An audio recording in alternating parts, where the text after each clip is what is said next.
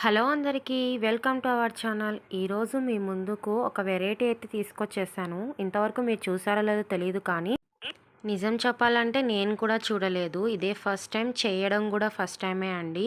ఎలా ఉందో కామెంట్ చేయండి, అలానే లైక్ చేయండి, షేర్ చేయండి, సబ్స్క్రైబ్ చేసుకోవడం మర్చిపోద్దండి నా ఛానల్ని. ఇప్పుడు ప్రాసెస్లోకి వెళ్ళిపోదాము. ఫస్ట్ అయితే అల్లం వెల్లుల్లి పేస్ట్ చేసేసుకున్నాను.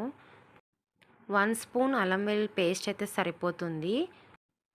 ఇప్పుడు దీనికి కావాల్సిన ఇంగ్రీడియంట్స్ అన్నీ ఆనియన్స్, కరివేపాకు, అలానే పచ్చిమిర్చి. ఇప్పుడు స్టవ్ ఆన్ చేసి ప్యాన్ పెట్టేసి అందులో ఆయిల్ 1 గంట వరకు వేసుకొని జీలకర్ర వేసాను. తర్వాత ఆనియన్స్ వేసేసి బాగా వేపేసుకున్నాను. ఆనియన్స్ అయితే కొద్దిగా లైట్ బ్రౌన్ కలర్ అయితే రావాల్సిందే.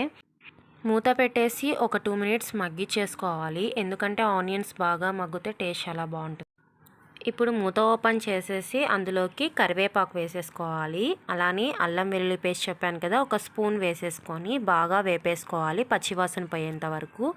అలానే ఇందులోకి 1/2 టేబుల్ స్పూన్ పసుపు వేసేసుకొని బాగా వేపుకున్న తర్వాత పచ్చిమిర్చి చిలుకలన్నీ వేసేసుకోవాలి. అలానే ఇంతవరకు చెప్పలేదు కదా, ఇప్పుడు నేను వేస్తున్నది ఫిష్ ఎగ్స్ అండి. ఇవి ఫిష్ ఎగ్ అంతా వేసేసిన తర్వాత మూత పెట్టేసి ఒక 5 మినిట్స్ కదపకుండా పెట్టేయాలి. తర్వాత దానిపైన సాల్ట్ వేసేసి ఇప్పుడు మొత్తం మిక్స్ చేసేసుకోవాలి. మొత్తం అంతా స్మాష్ చేసుకోవాలి. ఎందుకంటే లోపలంతా కొద్దిగా పచ్చి పచ్చిగా ఉంటుంది కాబట్టి ఇది బాగా మిక్స్ చేసుకొని బాగా మగ్గించుకోవాలి. చాలాసేపు పడుతుంది ఇది.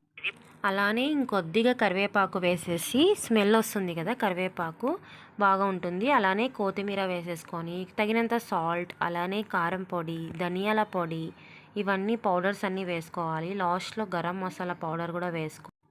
ఇవంతా ఫిష్ ఎగ్కి బాగా మిక్స్ అయ్యేలాగా కలిపేసుకోవాలి.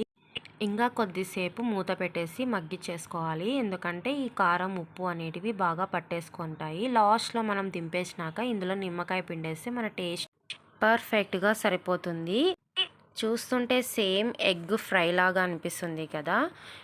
ఫిష్ ఫ్రై కూడా చాలా బాగుంటుంది, అలానే హెల్తీ అంట. నేనైతే టేస్ట్ చేయలేదు, నాకు ఇలాంటివన్నీ నచ్చదు. కానీ మా ఆయన తేవడం వల్ల ఇది చేయాల్సి వచ్చింది. ఎలా అయితే పర్ఫెక్ట్గా ఫిష్ ఎగ్ ఫ్రై అయితే అయిపోయింది. ఎలా అయినా సరే ఇది చేసేసాము. టేస్ట్ అయితే చాలా బాగా వచ్చింది. చపాతీలోకి చాలా బాగుంటుంది. అలానే మీరు కూడా ట్రై చేయండి. ఓకే అండి, బాయ్ బాయ్.